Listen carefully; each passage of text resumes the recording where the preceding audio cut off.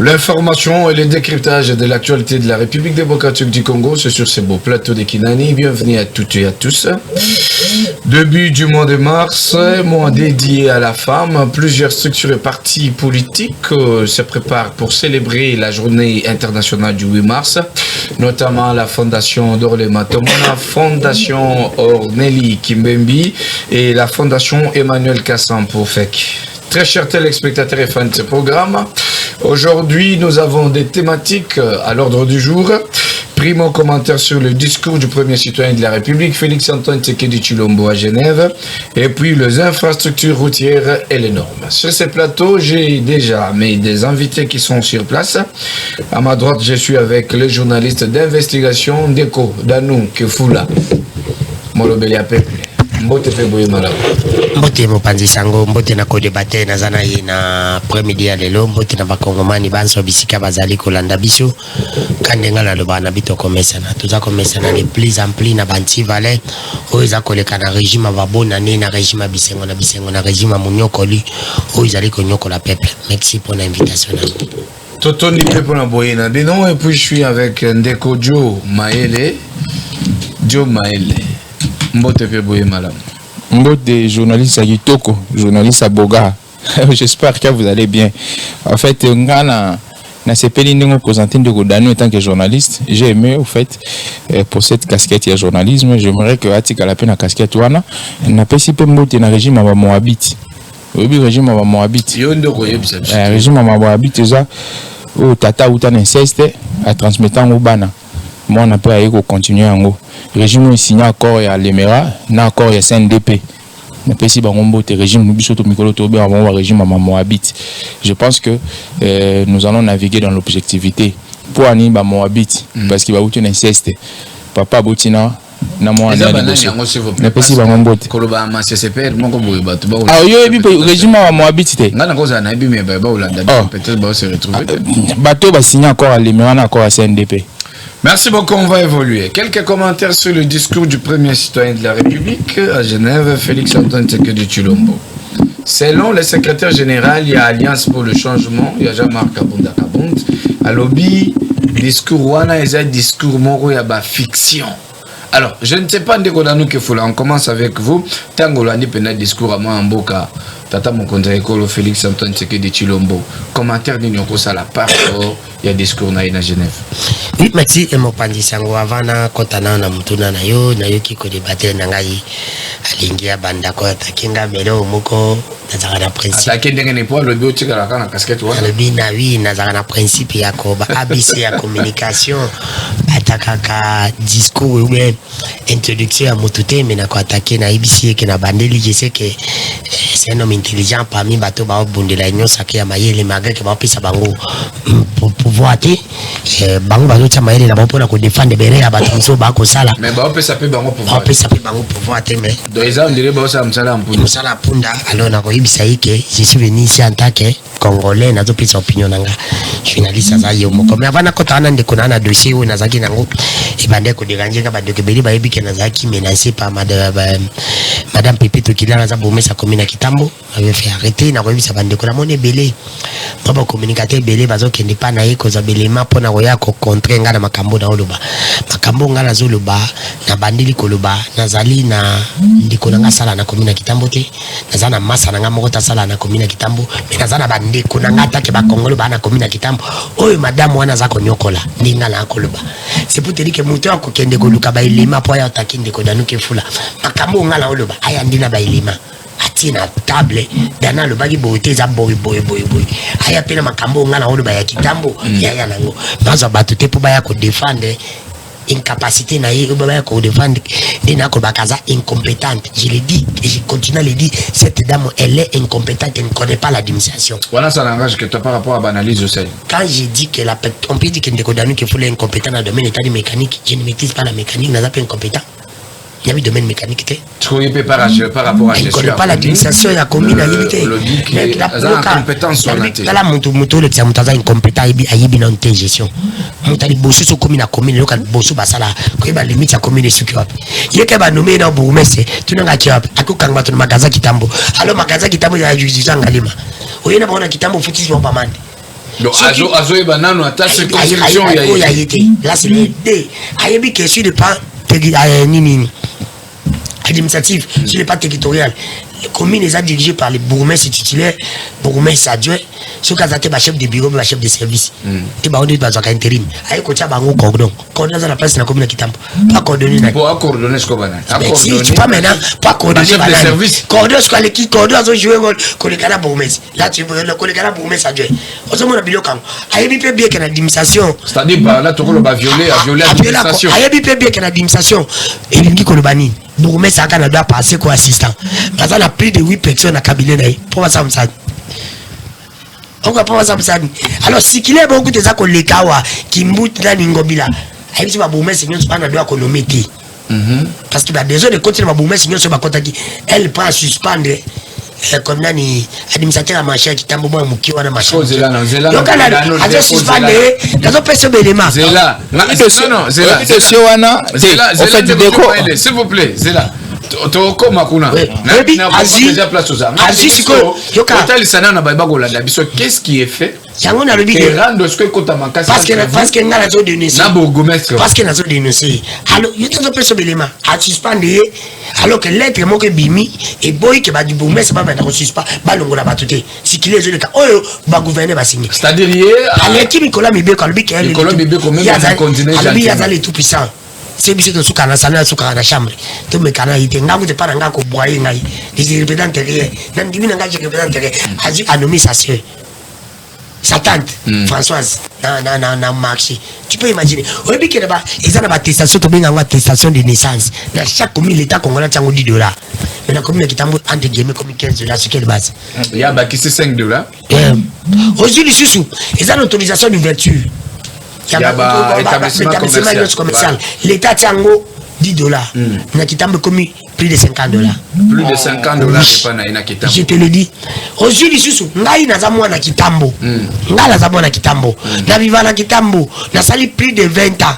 Elle est là, elle partira. Moi, je vais rester. Na otika na kitambo. Parce que nazamwa na kitambo. Aujourd'hui, susu ndeko na ngai. Oyebi ke yande kimbuta va kende. Asigna ordonnance moko. Ordonnance ane pekisa taxe. Je crois qu'il y a IPMEA, si je ne me trompe pas. On va dire que c'est un peu de à boire qui bakaya si na balabala. On va boire comme mabanga. Baba kabani. Autorisation wana. Ils assurent la nobilité c'est pas communauté. Na makambo tali ba loyer. Faut en foutre un bon hôtel de ville pour contre la DGRK.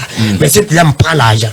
Ce qu'on s'oppose à la document paniqué dans l'hôtel de ville pas kangio. C'est bon. C'est pour te dire que kita alors que misala na commune kitambo to yebi. Net c'est kitambo tana pour makuwa. Na lobeli était présent dans le domaine a été mais pour ma salubrité ça y est na beni ban nous kwa dima ngali kwa dima ba choko ban nous aveni nge katana makadam tegasi wana on le baté ba zo ça la biso makadam asika na kitambo n'est pas kabila na ipa ndiko chilombo ba tout le ba tu a résidé zo itoboli babai mai za kubima na balabala alors que ennemi ya bakadam izala mai na veni kwa mtu na pesa veni kwa mtu na kwa direction kwa ngalema direction ngalema na lukengo na veni kwa mtu tu as résidé de toboli mai zobima aveni matadi na kwe mai za kubima et tu es tobuki auquel suite la direction ngalema na veni mai ndombe pote salme wa ndosa banzela et bibi sinzela elle ne peut même pas. Merci beaucoup, on évolue. Ngalo mo na zo ya na bailima ayibisi biso amatisi ba recette. Bravo mais na ko traquer population so matisi ba recette na chaque ba service tu matisi recette masala ni bazongi saka 20% dans l'institution de ce service peut permettre bango pas transport pas bango na bango papier tu na pesa mbongo. Merci beaucoup. Toujours parce qu'on a d'autres nations du jour. C'est pour te dire. Merci beaucoup. Token un discours à Félix. Papier coûte zata. Merci. Token un discours à Félix. Token un discours à Tata Mokonzi Kolo. Zala pena les ndeko joma. Nazo compter. Merci. Il y a dans l'opposition. Mais la bandera présente que tant que journaliste. Papa Toké, discours à Félix Nazeli. Elle regarde là-bas. Elle a agité. T'es pas regarder là-bas dans un calme. Azala pe aller. Vous avez papier na bic, écoute, on a carnet. Ya za kuna carnet na bic. Doa au commander. Si on kokate faut appeler son mail. Baba tu peux na mongo, attention. Nata mukoko yela Jebson Mulanyama. Ndekolanga na bosolo pe busimbo. Discours tata mokonzi kolo. Na yuki na terre le bic na teki maboko na mutu. Na Monica raté puis na confondre. Ba binga président na ngai ministre. Oui bité. Babenge ministre ya président oui. Bikenda kenda za place ba ministre. Au moins président na président organisation na lui. Depuis ba créer organisation wana ti lelo premier pour moi na président de la République aki ka président na biso. Les a regardé place ba ministre. Oui. Bikenda kenda ko lukabila nyosa ni za ko lukabila bango bazale ti moi sasa na zemi na bise simba kiso pe lungwa zemi siko moi sasa na zemi za mari mubali na ndete mtatie zemi siko ya libanda akosimba partout abela ma pondo mabela yibo solo pe possible c'est plus des anti bango bazo lukabila discours raté oh nyoso tata mukojukula loba toyoka toyeba mais tu es to papango zéro. Tout le monde a osé. C'est bon, tout ça sur une attente il y a Goloba. Tout ça sur une attente il y a Loba. Tu as besoin de sanini à sala. Ne continue le monde à Loba Kango bonheur à Lobela Kangote. Mais tu bonheur à Congo ba comme avocat. Il y a bonheur à Congo. Tout le monde a zone ka aba de Loba. Bonheur, tomati, bonheur. Mais na bien, bonheur Kango ça na besoin de ba Lobela ba to ma conseil. C'est mon tabongo mon kabongi non. Tout le monde ba ndiko na biso tout ça na ba diba ba zizi misala. Tande ba bongi. Nous sommes à jouer, Babundi ça va. Moi, à commis la voiture, on a kabongi, mais pourquoi biso ba congolais pour le top bonga faut baluba. Ma bête à bango la canine, comme un problème mignon sur la Congo. Bango ba ye bango. Mais ba koko si sate. Merci beaucoup. Ma problème na ba peu ma bête bango zalini. Bango le ba ko diriger Congo. Mais Kabila abande au diriger Congo entre guillemets sur le bango parce que Kabila bande au sala conseil de ministre chaque vendredi. Kabila était mais bango chaque vendredi ça la conseil de ministre. On est rédigé par tata mokonzi ko ndiko chilombo. On se comprend mais ba résultat sur terrain et ça t'est. Alors Kabila s'est dit que moi j'étais ignorant. Deuxième chose de comment on a cité. Kabila les gens congolais qui na ko ba ndé ba entre guillemets ba ba Kabila n'était pas congolais ba kamba konga de beto kala. Mais bango ba de père de mère. Ba fanda la limité. Ba kola la limité ba ibine ba fanda. Mais makamni ba ko ça na Congo. C'est pour te dire que bandiko na ba discours to lembi to tini tata mokonzi ko ngau de la pekisa déjà le bagane soute pour ça le mito tchaka ba wai to mimba penalty ça garder na beti banda. Merci beaucoup de Kodano. Je vais revenir avant alors. Joe Maël, vous avez aussi 6 minutes. Merci Ndeko. Ndeko Danou, mon grand frère que j'aime beaucoup mais tikanga lo bama monsieur liboso ya TV. Pour ceux qui balongoli TV moi na lo bango ezate je garde cette casquette ya leki na yo. Enfin le bango liboso ya TV. Ndeko Danou lo kwa liboso il faut que rejoindre l'exercice légal. Il y a une analyse politique de la rapide. Oui, au salut des 3 phrases. Non. Nous sommes en train de faire une analyse politique. Il faut être structuré. Structuré na question au Batuni. Pour comprendre Ndeko Danou, il a vagabondé dans son argumentaire.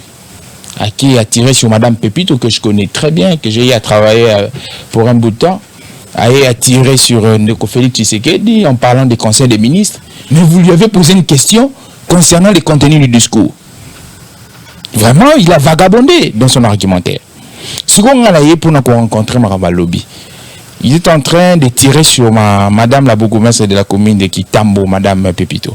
Ndeko Danou, la décentralisation nous exige que chaque personne qui est au sein d'une administration territoriale décentralisée, il faudrait assumer. Et si Kazali, c'est lui l'autorité numéro 1. Ça, il faudrait reconnaître. La commune ou la municipalité, dans un bon français, est une entité territoriale décentralisée. La personne qui assume les actifs et les passifs de cette entité s'appelle bourgmestre, Madame Pépito. Il y a une politique publique en marge pour faire avancer l'administration.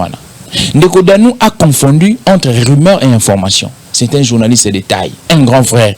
Mais il confond entre rumeurs et information. Il est en train de confondre. Je sais que il faut qu'on investigue. Et nulle part à l'objet n'a pas d'investigation. Abika na memeli bino belema en train de faire son rap et la récitation. Non. Ezaba rumeur. Ndeko Danou il est en train de faire une dichotomie. et ça va rumeur. Il faudra y avoir information et nini rumeur et nini. Les rumeurs c'est tout ce qui s'est dit sans pourtant voir le soubassement. Tant on est dans le bureau, le soubassement ici biloni, on a retenu le mogo. Avant de 20 ans à Kitambo, soubassement n'est pas ngwan. Donc, 20 ans à Kitambo, soubassement n'est pas ngwan. Soubassement n'est une personne qui vient dans une administration. Lorsqu'elle va améliorer quelque chose, il y aura un petit document posé à la $20, $30, ça dépend de qui.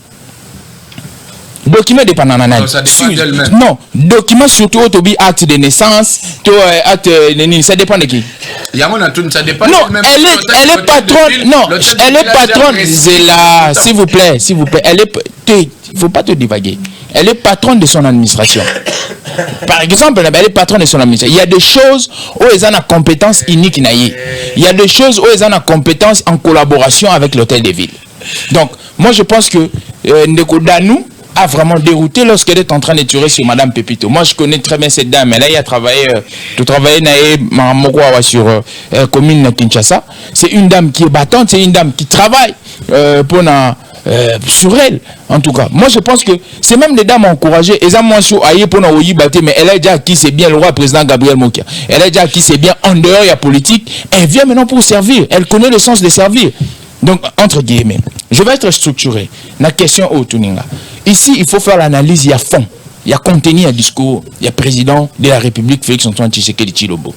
Je vais escamoter Marambolobi à ministre, je crois que c'est le débat, il va bien ministre, il va bien truc, je ne veux pas m'apaisantir sur ça.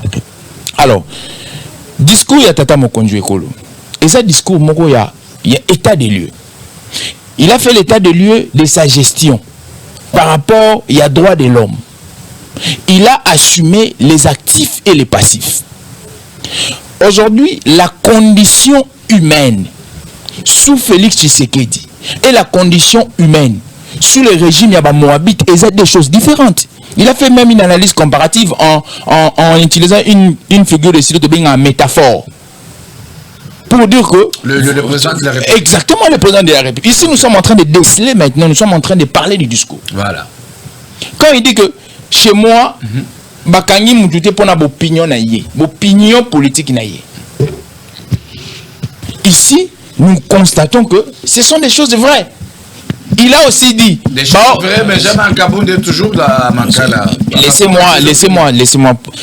Les opinions, lorsque ça va au-delà de ce que disent les droits, est commis infraction. Les opinions, quand on vous parle des liberté d'expression, comme vous le disiez à l'article 33 et 23, 24, 25, liberté d'opinion, il faut toujours régir à Mobeko.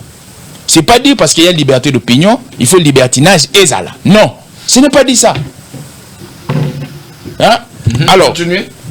Je pense que je pense qu'un aspect voilà, Tata Mokonjo Ekolo, il a fait un discours, il a étalé pendant un temps la condition humaine. Et Nakosu qui s'agit aimé une chose, il a fait une préférence, une classification. Il dit que si aujourd'hui, toujours l'élection ou soit les élections et que la conditionnées et hypothéquées par la condition sécuritaire. Donc pour lui, il fait une classification. Il est en train de donner la prééminence de la condition sécurité des élections. Donc pour comprendre que il a navigué dans quelque chose qui a été textuel. Parce que sur l'article 16, il y a Constitution. Article 16, la vie humaine est sacrée. Il dit que comme c'est une disposition constitutionnelle, l'aspect sécuritaire risquerait d'endommager. Et il pose même la question. Moi, j'ai dit, il est en train de poser les bases même au monde pour dire qu'entre les élections et la sécurité, que devons-nous privilégier? Quelle est la préséance entre les élections et la sécurité qui englobe la survie étatique? Moi, je pense que Tata Mokonjo Ekolo a sali discours Moko à la hauteur d'un président de la République, et puis il a fait un discours état des lieux. Un discours état des lieux, il y a conditions. Vous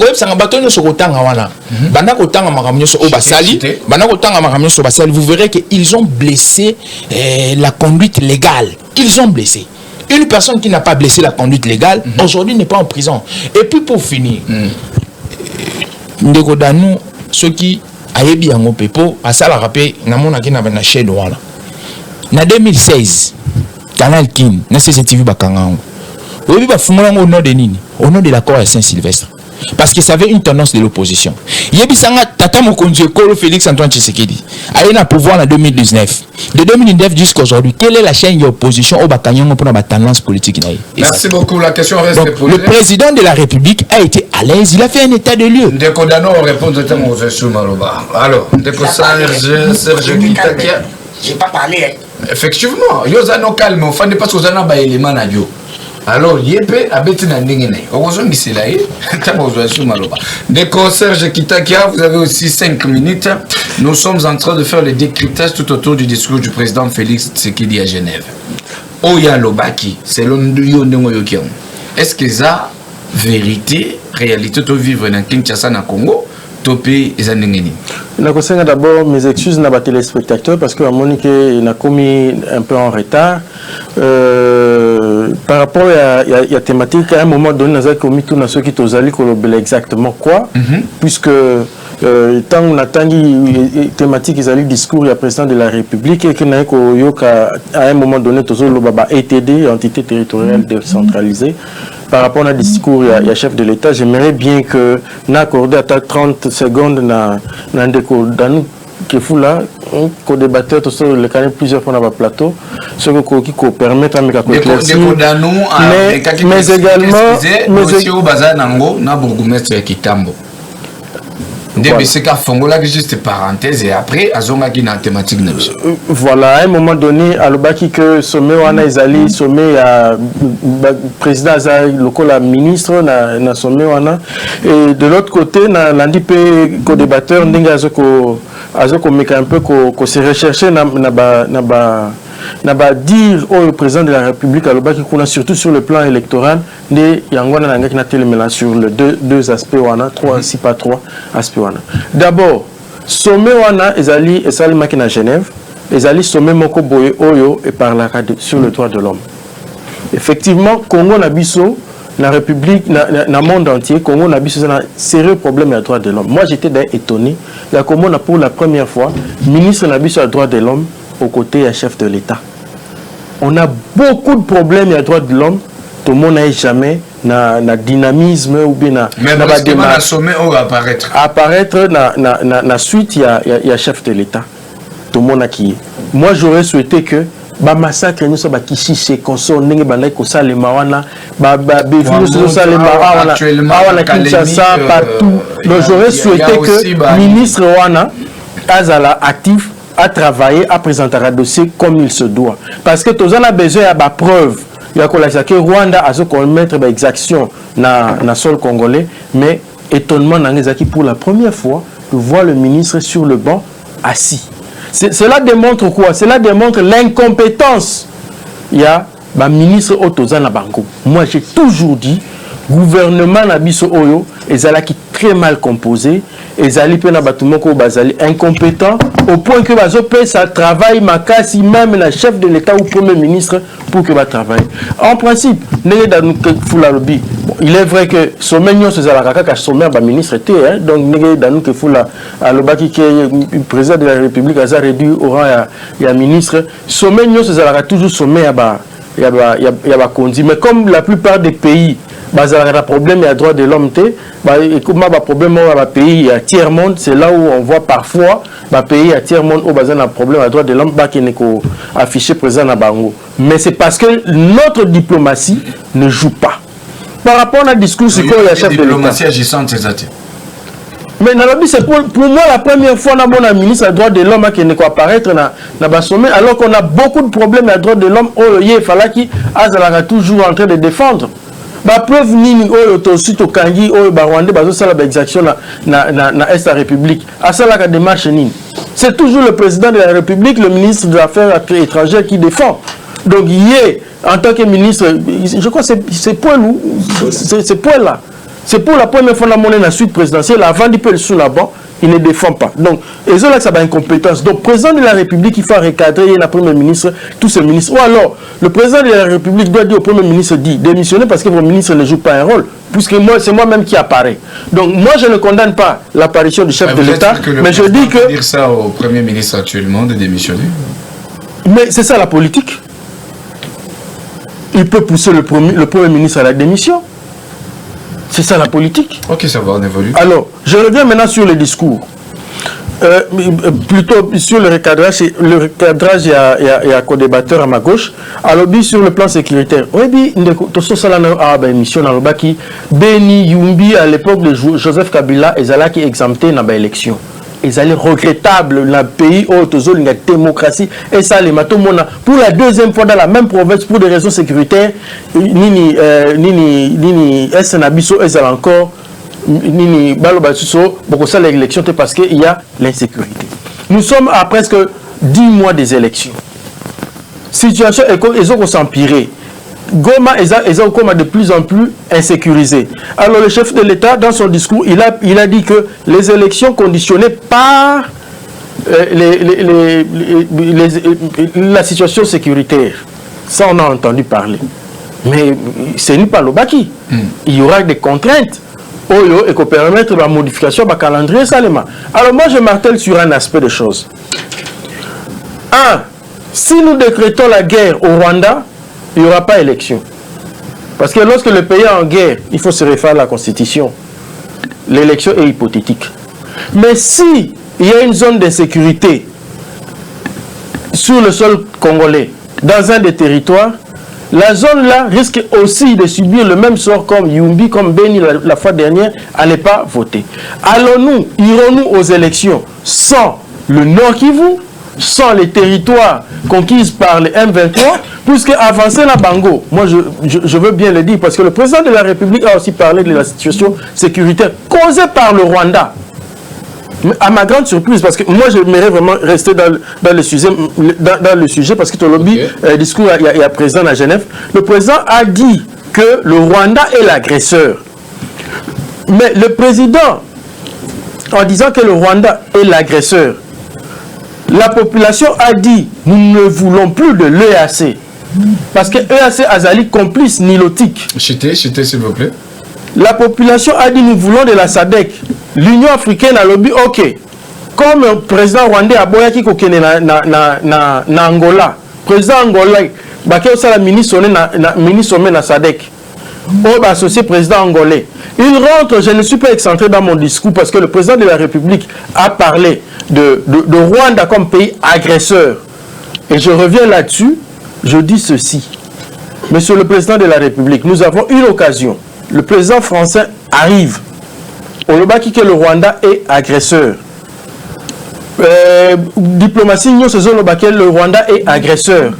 On ne peut pas gérer l'agresseur de la manière dont le ministre Lutundu l'a dit qu'il faut qu'on désarmer, qu'on réinsérer M23 après retrait na Bango pour na base sur réintégrer na Katia. Il y a armée Nabiso. Ou dans la société. On ne peut pas les réintégrer parce que c'est de l'infiltration. Ils sont rwandais, nous les avons qualifiés de rwandais. Le ministre des Affaires et de la Communication a dit que ce sont des terroristes rwandais. Et si nous évaluons, c'est pourquoi je dis l'incompétence de notre ministre des Droits humains, si nous évaluons l'effectif, il y a militaire à 1,23. Il y a plus de 90% qui sont étrangers. Merci. Comment est-ce qu'on va les intégrer dans la société? Merci beaucoup. Donc, l'occasion est donnée. Comme il a dit que le Rwanda est agresseur, moi je n'ai pas assez trop de temps pour discerner, essayer un peu d'épingler tout ce qu'il a dit dans son discours. Je vais revenir dessus dans la tour de parole. Merci beaucoup, Ndeko Serge. Alors, nous évoluons. Ndeko, dans nos 2 minutes pour tout clore par rapport au discours du président. La petite question. Est-ce que c'est que le président a dit, premièrement, droit de liberté d'expression, il n'y a plus de conditions pour nous exiler politique, est-ce vrai ou faux? Selon vous, dans 2 minutes, et puis on va clore avec le discours du président. Merci, mon pandisango. La question peut être posée et peut être répondue aussi dans moins d'1 minute. La question, la question, on a répondu dans moins d'1 minute. Question, on a posé dans le lobby. Les propos tenus par le président de la République dans le discours. Premièrement, sur la liberté d'expression. Des retours des exilés politiques, ils sont sous la condition. Et que Bato Bazo Kangama sous pendaté dans le régime, pour notre opinion, ils allaient vrai ou faux? Je ne dis pas la mort, ils allaient faux. La réponse est bien, la réponse Maintenant, au monisco place bino ne batu comprendre raté. La question peut être répondue par vrai ou faux. Si on a badopé sa explication pour appeler le bakeno ça faux. Ce que ça qui oui n'angana le baba on appelle ça explication pour le bakeza oui, mais j'ai répondu à sa question. Ndeko. Na lo bakya wa kebino bataba to ebele baza utambola. Na pesi bino musala boke ne pas pepita pesa bino bilima. Boya ndina bilima, o lobe ande ko dalo na pesi le matin. Otangité. Natangam. Et c'est ngam na salia. Yote papa, yote na hôtel de ville. Yote na hôtel de ville. Mais comment na analyste politique ndeko nanga mayele. Jo mayele biso ba sakata to zaka boite. To défendre ka ba valer comment ko kota boy. Alors bi pe keno ye, le ko les la obédience la ye. Azana bien ko tia prix. Les locaux, c'est l'oyer. Non, ça ne se fait pas. Ça ne se fait pas. C'est jamais. Ça ne se fait pas. Ce côté de ville est Longoli. Et là, qu'on a obédience à sa commune. Tu n'as pas les droits, même si vous êtes bourgmestre. Tu n'as pas les droits. Tu n'as pas les droits. Et ça, l'État congolais n'a pas de droits. Côté de ville est signé Mukanda. Bah, signé pas Ngobila. Que vous avez droit à économiser. Est-ce que vous avez droit à économiser bourgmestre? Non. Oh, quand le régime a raté Boundé. Et tu viens aussi dans le plateau, aux autres soutenir Moutabongo. N'a pas si on l'a dit qu'il y a des preuves, mais n'a pas si les preuves à mon journaliste à vie. N'a pas si on a pas ça, on a pas commis. Oh, tu t'es pas Vatico? Ok, j'étais s'il vous plaît. Alekinga na Mongo. Alekinga pe na Buzoba. Alekinga na nini? Alekinga na Mongo, Alekinga pe na Buzoba. Merci beaucoup. Merci beaucoup. Opinion. Par rapport à la discours, tata mon candidat peut être ce qu'ils font. Ndeko, oyebi ke na bosono pe bosimbo, jimi ki tengazape. Ba na be bilinga bazape. To sala kanini ba plateau awa. Maniti yende. Azape. Ba bi bezile poti ba kozo, ba to oya ba général Numbi. Na ba to ane ba kale bazape. Mais c'est parce que Calais a des problèmes à la gestion. Pierrot Azawap. Pierrot Loazap. Azali Bandate. Ndekonanga, tout est à vanti. Omoni, Ndekotulombo, tellement que le bébé, même abbé, ça fatigue. Merci beaucoup. Merci. Merci de merci. N'as-tu pas question? N'a pas de question. Et biso batamayele, bino batamayele bozolo, biso batamazo bato comprendre. Mais biso batamazo batozolo, bino batamayele bon comprendre. Paran bazazuba. N'atoza président zako le bébé mabi. N'atoza président zako le baké. Tout préféré na. Merci beaucoup Zamotuna. Nekojo Maël, vous avez 2 minutes et 30 secondes. Merci beaucoup. Est-ce que ce que le président a dit dans le discours n'a dit? Est-ce réalité?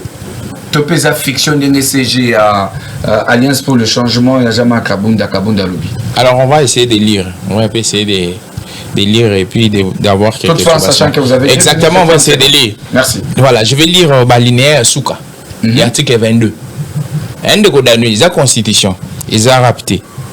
La loi fixe les modalités d'exercice de ces libertés. Sur Tali linéaire 1. L'article 22. Toute personne a droit à la liberté de pensée, de conscience, de religion. Toute personne est cueillie. Article 23. Tu comprends, hein? Tu as interprété la Constitution. Article 23, alinéa à Yasuka. Le respect de la loi, de l'ordre public et des bonnes mœurs. Est-ce que vous comprenez par ton atteinte Babiloko? La liberté existe. Des pensées, des religions, l'initiative, tout existe. Mais on dit ça doit respecter la loi. Tout ce que nous faisons, lorsque ça ne respecte pas la loi, est comme extra-légal, est comme une licoleur à Mobeko. Or, dans un contexte étatique, sociétal, individuel cause le cola Mobeko. Sinon, tu es au comme à la jungle. La loi réglemente tout le monde. La loi est un instrument équilibre à la société. Quand une personne émet des opinions, tant une personne est en train d'émettre des opinions, il faudrait faire quoi? Et le rôle Yabako aux tribunaux, 4e institution est anime. Le rôle y a justice et anime. Il traque les infractions. Après traquer les infractions, il fait quoi? Il les juge par rapport à Mobeko. c'est procédural, j'évite cette politique de victimisation. Le président parle des exilés politiques. Ndeko. Exilé politique nini oyo abimi parce que a prenant qui opinion naie o ezali na mobeko ake exil pour la politique nani yango. Moi et vous nous avons vu non la décrispation politique ici c'est sur base de l'accord na régime à Moabit. C'est sur base de l'accord à Saint-Sylvestre que exilé bazonga ndeko Moïse azonga na pesi ndeko Claude Nyamura Bombote Moussa na Moussa na pesi Mbote. C'est sur base de l'accord. Mais il y a besoin de sikoyo. Ah ouais, na régime yandeko Fachi. Mutuni na ke exil politique pour na be pays opinion. Non. Vous comprenez? Non. Il faut aussi distinguer y a ambition politique. Vous savez, je ne fais pas. Biso ça politique pour na Fachi. Fachi non. Fachi a koleka. Pour n'engagez les passion et puis les héritages dans la génération future. Donc dans nous avant niveau, Azara a 10 ans. Après 10 ans, comme à 40 ans. Après 40 ans, comme à 60 ans. Il y aura un jour où la génération future retourne. Bah contre ah papa on a le garantie vendre ça la rap. Au tigre bisoni. Bah retourne. Ah bah dans ça l'analyse politique ou bien dans ça la rap.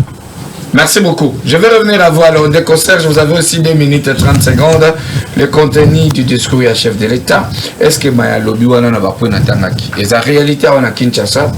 Topi c'est le monde mondial. Autant de point à liberté d'expression, on a retour à exilé politique, n'est-ce pas? Oui, oui. Oui, na koloba boy. Point où ils ont traité de manière discoureur, de manière discours quoi.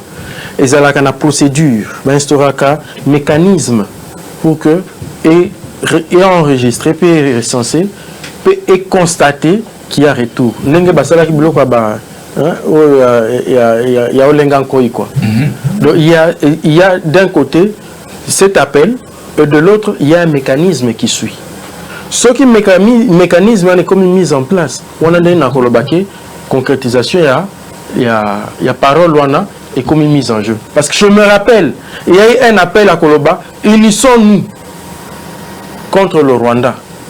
Mais natikali komona, unissons-nous contre le Rwanda. Parce que moi je m'attendais komona qui chef de l'État, Fayoulou, Église catholique, ceux qui Bemba et tout consort, les leaders nyonso politique au pays na biso na ba société civile, bazala na bomoko. Pour que ça la lutte contre le Rwanda. Donc par là je veux dire on ne doit pas rester théorique. Donc je donne un peu raison dans des Kodanou qui fout là. Mais je n'appuie pas par exemple au Danou qui fout la PC. Parce que celui qui est poursuivi par la justice, il doit répondre de ses actes. Donc Ezali blanchisserité, il y a effectivement Bato Bazali prisonnier d'opinion. Par exemple, ndenge tozo koloba likolo ba propos na biso bake kolanda yo bakangi yo kaka likolo ba propos na biso alors que d'autres il y a tendance politique qui a mouvance batenir ba même propos wana autant de fois jurisprudence et joueté et le monsieur Koupi. On appelle cet exemple, il y a bateau au Bazali na ba prison, na boy ko cité ba kombo.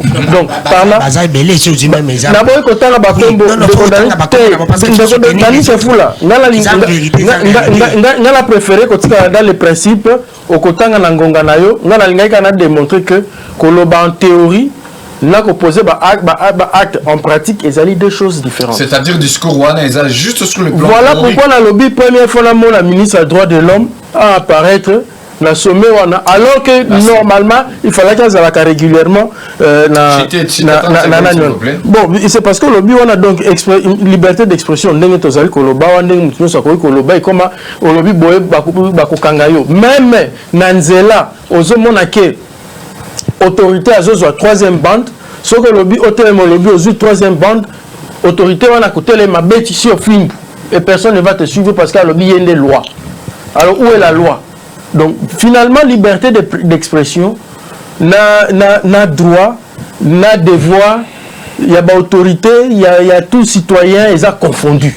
Merci beaucoup. Alors, tant que tu même à niveau de la tribune, le col à droit de l'homme, il faut que tu aies évolution. Ça la synthèse na tribune wana. Pesaka, de telle période à telle période, il y a autant d'arrestations et depuis que je suis là, on peut constater qu'il y a eu moins d'arrestations. Bon, on va faire bilan na ba tribune wana au place Félix Tshisekedi Azalaka parce que thématique est alinde nini elo konino Félix Tshisekedi Alobaki. J'aimerais vraiment que président de la République, par là je termine na 2 points opposés. Par là j'aimerais bien que président de la République, il y a des prisonniers qui ne pèsent pas, il ne pèse pas mieux à la Libanda. Ce qui est na boloko, azokoma de plus en plus fort. Merci beaucoup. Et puis, par volonté, il y a des collaborateurs, il y a des Kondiamboka, alors qu'en réalité, merci beaucoup, on va évoluer. Alors, Tozo Chité, on va prendre l'élo. Infrastructure routière et c'est normal, République démocratique du Congo. Je vais aller trop vite. Nous avons ligne haute Bengifoner, tout ça dans office des routes, tout ça dans OVD. Alors, par rapport au Yandenge Bagotonga Bandela, Namsona Kinshasa, sur toute l'étendue du territoire national, est-ce que Bandela va nous décoder? Et Tonga Manaba norme, Topete. Tomoni Awa, route nationale numéro 1, Tonga Magawa, décembre na février et Boukani de Chouchou.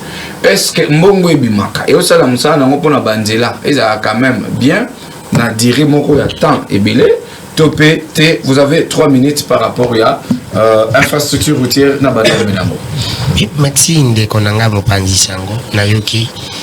Nayoki ndeko nanga idio maela lobi ndeko dana zo sala mais ko sala pasi soki yo ero robota bana mwana na tuni papa bande ole kanate bando sani bando bisi na bando le kakapo na defendaka bato na do defendaka bato so papa yo bando sano ki jalelo ti na ajo zakana ma aji moko vous avez des 0 il y a le bio za rappel il est pas ça jalelo OK 25 ans 18 à 25 ans zala notamment jaluliste bando sala mais so comme na ma aji mo pose conscience et aussi le na mona conscience ezo ya kate et so ça ba jalulu kapi ata mutabieko o defendre muto yo mumu na ka sabeka yo mulike na mai net nani yango e muto ya defendre na o anja defendre o tuninga uda pesa document o ngana puye na document yo talima za pe document pesa ça va évoluer ndiko na ngabo ko mesana vraiment ko ya la tebe za musala te c'est pas mo fandi ko boni mutafandi de se mo ba pesa bino papa oye te papa sa bino biloko te papa sa bino biloko te mo ninga na abuna fandi bato ba yipsinga ndeko danu na wenza batete kuna mama administrative wa aimé donc ça nous ça makambo zo bela te yena bourgmestre traité chez zo ngate abi parce que yé apango bila elokote c'est ça la population ndeko danu bateki tenini ndako ya sport ya komona bele la biso c'est comme ça ndeko danu kuna na lemba imbu babi mto za peme na mai mais mai yango zo bimate ndeko danu kuluna za kota prison. C'est ça population bazo benga yo mkolombicha eza oza la rateke ndeko dana ya lobili kambo mutana bengi bino boya boza belima bo bata defend te ata ba yibi mo ndeko dana papita masala nga ba yo na jana ba kwasuka c'est bon ndeko dana ndeko ya ko defend batu utika la kana ndiva ko defend ka batu il sait que vous êtes très intelligent tu mérites à faire mieux que les autres là.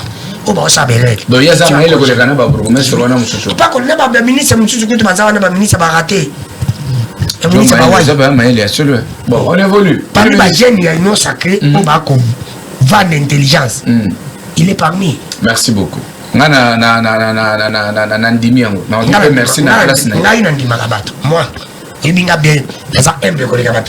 quand quelqu'un est intelligent, je reconnais son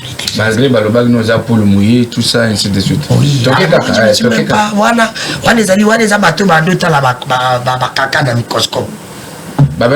Kaka na microscope, faut pas nous comparer avec eux. T'enga comparer. Na pena lobby que wana za boni mutu era zo reconnaître yemo ka lobby que bino bolo banzamba pamboli ngai ezali bénédiction.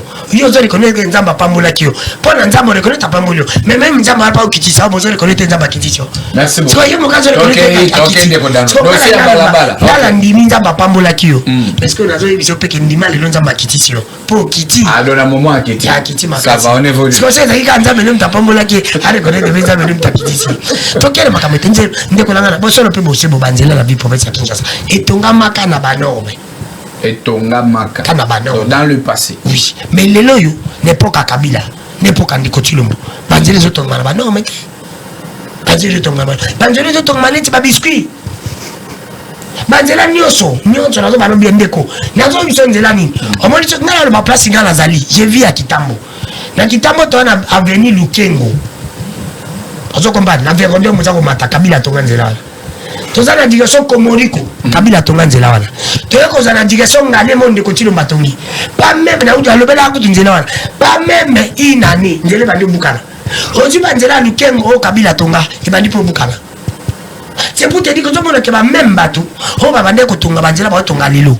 Et so tali banzela on de ko sami ba kusha ngo bazo chamukie, moi ba otala nini. Bazo sala ngo na précipitation, moi je me suis rendu compte que des régimes ba héritier. Des héritier. Kabila nan de coutume ba za ba héritier. So ba sa on héritier monsieur Moïse Mbi. C'est bon, merci beaucoup. Na moi héritier monsieur Nani. Moïse Mbi, c'est bon on a conscience héritier. C'est bon, c'est bon, on est condamné une minute, c'est essayé. C'est pour essayer bazo sala biloko na bango na précipitation. Parce que soko nzela o ba Belge batonga. Net na koza kana Kitambo, yo mtani fandi Pepito. Yebisa Pepito wala nzela yake na la buma yebi Kitambo bete na magasin. Omo nzela magasin wala. Nzela magasin wala Kitambo ba Belge bato basalango. So tali nzela ba beton ndiko. Yo le kana magasin Kitambo no. Merci Deko. Alors on a kelo ba beton ngo e fandi. Mais ba nzela nyoso ba osala ndiko. Baluka ba l'homme qu'il faut à la place qu'il faut pour banza. Pour ngai kutu. Faut appeler ça comme machin na OVD. Merci. Parce que OVD les to yeba bon. Mais ba on nyoso ba yeba ba compagnie fabriquée na régime Kabila, na régime Ndeko Tshilombo. Merci beaucoup Ndeko Dano. Alors Ndeko Joe Maile. Merci. Vous avez 4 minutes. Merci pour la question. Alors, tu as navigué un peu dans la question. Alors, exactement. Je vous dis très bien. Nazolo bomamsu pour ton la caméra. Libana caméra na rola ta casquette, il y a petit frère. Il y a petit frère. Exactement. Nalo bango pose la caméra. Ah, est-ce que vous avez une casquette? Dans la casquette, il y a pouvoir, il y a majorité, il y a la casquette opposition. Ah. N'a rappelé battu. Et le quoi liboso, na rolobandeko danu, et ça le quoi bien diffamation. Diffamation, c'est lorsqu'on est en train d'affirmer des allégations. Aux autres affirmer. Bama kambusan pourtant cause la naba soubasman na yango. Et c'est la cause des infractions. Ça, c'est ce qu'on appelle diffamation. Bandeko bele o yo bazal le la prison, ils ont beaucoup diffamé. Balingi basale loko boye. Balingi basale mususu kutu na boye kotanga kombo. Naza tala kutia. Ndeko ndeko dana osala ki atala. Exactement. Mais est-ce qu'on a tala? Parce que ngala yo wana bando tanga makomba bato. Chite tozali na kata plateau na tanga makomba bato. Ozomona ki atala kwa. Pona bike na suka, ya muso ozo ba droit de veto sur ma bato wana nyonso. Merci. Oki. Oki ki atala. Alors na ko avancer sous ndeko danu tanga azoko loba. Moi j'ai compris une chose, qu'il est devenu Kadima bis. A remis doubler à Kadima. Pourquoi? Kadima, ouais. Président Kadima, président Seni. A remis président doubler à Kadima bis. Pourquoi? Parce que Ndeko Danu a se fixé calendrier électoral na yemoko. Héros, tout comme n'a pas propagande. Or, tout ça en période préélectorale. Abi ba maman qui tambo ba bengi, ba maman matete. Or, tout ça, ça se fait dans les périodes, il y a propagande. Pour nous koya komiteka. Pour nous koya que ça n'est pas bon à marcher. Mais Ndeko Danu, merci pour Komika Dima bis. Les noms de Mika Dima, merci na yo. Merci pour Komika Dima bis. Alors, toki na maramanzela. Ndeko Danu alobi il faut ba pesa ba marché wana na Foner na OVD. Na OVD, merci. Il faut ba pesa marché. Mais Ndeko Danu, d'accord. Merci pour la rectification. Il faut ba pesa na OVD. Mais Ndeko Danu, tant on alobi régime ya ba Moabiti. Vous comprenez mamna lobate. Tata ateki mboka mwana yeko achevé yango. Nous allons Laurent Désiré Kabila na Kabila. Les longues awa, le plateau est alimenté par les contrats chinois les contrats chinois là, les contrats sino-congolais. Et dans les contrats sino-congolais, qu'est-ce qui a été signé? L'infrastructure est dans la quantité. L'infrastructure est dans la quantité. Bateau nyoso batongi banzela o. O bazo toma batongi tongi. C'est le contrat sino-congolais. Régime à Moabit. C'est pourquoi je vous ai dit. Moabit sur le temps la Bible baza banane. No lot. Abotina mo ana liboso. Moab. moi na ya malédiction et peuple wana yango et se répartit ti ba kei ba wa benga ba moabite régime ba moabite wana siko oh papa c'est la cause de la baloba le contrat sinon congolais répercussion en ngozati lelo ça continue aussi jusqu'à jeudi. Comment une personne peut signer un contrat de 25 ans 25 ans c'est sur mon abote mis de l'autre 25 ans assis université comme ça là donc bah tel qui sort ya bato et parmi bah contenir un contrat on a l'infrastructure mais quels sont les clauses? Moi je vous ai déjà dit une chose je vous ai dit une chose au moment où il y a beaucoup de cadenas où Ndeko Félix Tshisekedi où Ndeko Kabila dit qu'il faut commencer à détruire. C'est un système. Et pendant tous ces contrats, c'est un système. C'est un système. Non, Ndeko. C'est un système. On a débloqué. Le président d'ailleurs Félix Aloba qui a un déboulonnage. Mais dans tous les domaines, on a impunité le Wani. Impunité le Guané. Ceux qui m'ont détourné dans la présomption d'innocence, ça s'appelle la présomption à culpabilité. C'est le droit universel. Il y a infrastructure. Alors, la première des choses, il faut bandakoyeba. Lorsqu'on est en train de construire, maître d'ouvrage. Parce que maître d'ouvrage, l'État, et puis contenir à côté des endénénis. Autant qu'il y a entreprise, autant qu'il faut aux occuper makambu ya assainissement et puis autant qu'il OVD. Mais il faudrait qu'il y a au-delà office de route, au-delà de l'entreprise publique, il y a une sorte de collaboration. Cette collaboration est par le contrat sinon congolais. PC Banzela, il faut Tunga. PC Makambo, il faut ça là. Alors, il faudrait que y ait basé en collaboration en collaboration. Et Nakati a contrat, on est en train de faire prévaloir qui? C'est ce qui nous tue. Merci. Nous avons un mal qui est en train de nous tuer. Aujourd'hui, Yoka. S'il vous plaît, ministre ici, pardon. Vous avez ce que s'il vous plaît. Avoir ça je pas une minute. C'est faux, il ne faut pas accepter ça. Non, Zéla. Faut pas laisser passer ça parce que par contrat sinon congolais. Il ne faut pas oublier que le contrat de cause qui signé en 2008. 2007. C'est quitté en 2012. En 2012, l'élo, ça continue jusqu'aujourd'hui. Qui est le responsable? C'est pas moi qui continue. Merci beaucoup, c'est bon. Abi,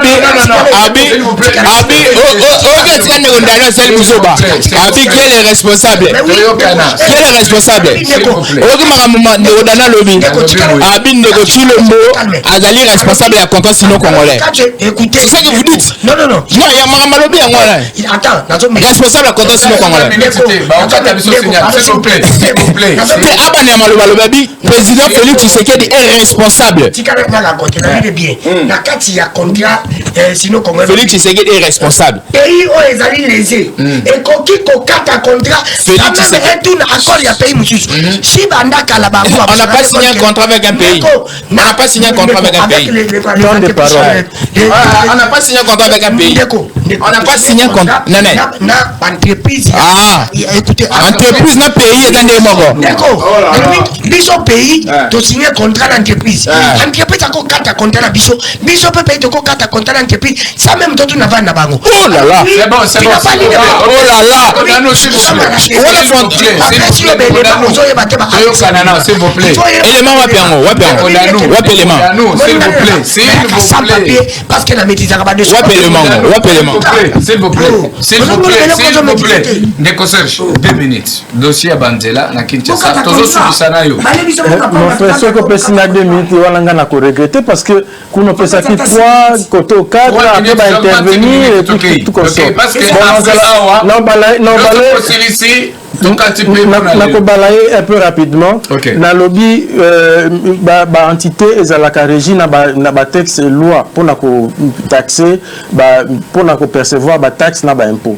Ils ont la loi où ils légifèrent Kango, ils ont été koloba aux alliés chef entité territoriale et qu'il faut au salaire non oko gérer ndé rejoindre peine de condamner la rejoindre était parce que Nazaki était dans débat wana mais n'a qu'on se rappeler qu'on a parlé des entités de alors na fil à l'idée de mais ça na doit ko tchaba voilà le kina regarder d'abord ce que vous allez ça va 2 minutes permettez ça na 2 minutes parce qu'on me fait dire maman na 2 minutes ça dit il y a une loi où ce que vous allez autorité urbaine il faut exécuter en gros donc on exécuter ndé nini wana babenga kango management ce que comme na place wana il faut exercer une bonne gouvernance pour capitaliser wana na fermé parenthèse poser la question que Foner OVD et consort Foner a fonctionné bon on a eu na affecté na ba réparation ba route à partir de perception il y a carburant à partir de carburant. Est-ce que le lot traçabilité et ndenge carburant ils consommer et carburant ou côté na Congo ils allaient combien fait fournir à côté à combien est-ce que IGF a quoi que l'on inspecté parce que j'ai comme l'impression que qu'on a peu flou ils allaient parce que sur total consommation de carburant na Congo na réhabilitation de route na Congo il y a pas match donc il y a à vérifier. OVD, office de route, c'est fait à dessein. Ces gens-là, besoin de se voir ming. Alors que Bangonde Bangaki va pilier. Tout cas, on peut savoir on a particularité puisque nous avons déjà ces sociétés. Il fallait plutôt relancer la société pour qu'elles aient la compétitive, pour que la biso banzela oyo et sengeli. Ngai par rapport à l'infrastructure, ngana ko senga boy. De la même manière, il y a ministre, il y a droits humains incompétents. Là, on s'est appelé, tout déclaré ministre infrastructure incompétent. Il y a affaires foncières incompétent. Il y a urbanisme incompétent. Il y a aménagement du territoire incompétent. Parce que nous sommes au Kolobelao, route, tout consort. Bango, on a des bazali impliqués. Bazali, incompétent.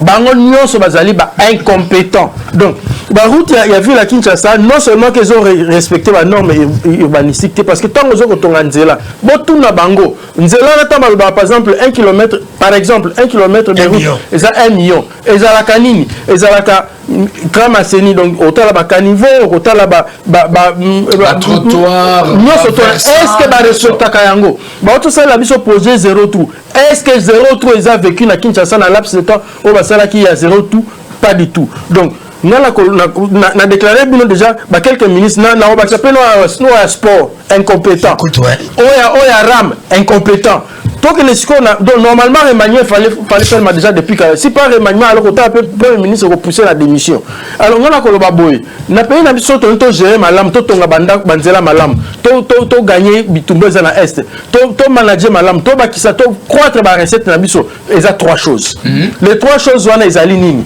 caméra nanga na mteso ezali yangoyo natalabo na laxi premier ministre na président de la république 3 choses ezali bonne gouvernance ya liboso ya mi baleza impunité ya mi ça tout ezali corruption ce qui tomeki ko cibler ba secteur wana pour la totale batunani les hommes qu'il faut à la place qu'il faut et non qu'on rende batubaz à la forme plus que les institutions on n'aura rien fait il y a souka na mina souki ça na martela kamikolo nyonso sur ba conseiller na ba inspecteur oyebi ata souko lobi ozo tonganzela soki conseiller na yo azala na te pour na sala suivi azala te pour appeler son conseil inspecteur azala na te pour sala suivi azala te pour vérifier il n'y aura rien de bon.